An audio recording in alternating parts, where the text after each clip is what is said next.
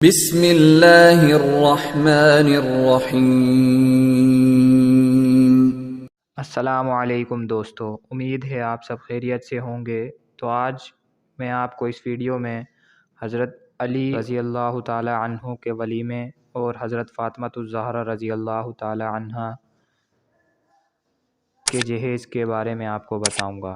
تو دوستو، سوت کی 2 پرانی چادریں، ایک لحاف، ایک گدا السی کی چھال سے بھرا ہوا، ایک تکیہ چمڑے کا، کھجوروں کی شاخوں سے بھرا ہوا، ایک لکڑی کا پیالہ، ایک مٹی کا گھڑا اور مشک پانی کے لیے ایک چکی اور ایک چارپائی، 2 بازو بند چاندی کے، ایک مسواک، یہ چند چیزیں تھیں جن پر حضرت فاطمہ الزہرا کا جہیز مشتمل تھا۔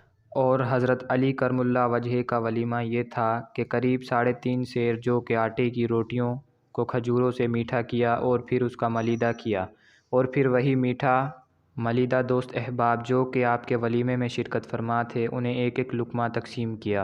اور نہ آپ نے ولیمہ کرنے کے لیے کسی سے کوئی قرض لیا اور نہ طاقت سے زیادہ خرچ، مطلب یہ کہ نہ نام کرنا چاہا اور نہ ہی خرچ بڑھایا، بس سنت کے مطابق ولیمہ کیا۔ تو دوستو، سنت کے مطابق ولیمہ یہ ہے کہ بغیر بناوٹ اور دکھاوے کے اپنی طاقت اور گنجائش کے مطابق کھانا کرنا درست ہے اور باعث برکت ہے۔ تو دوستو، دعا میں یاد رکھنا۔ السلام علیکم۔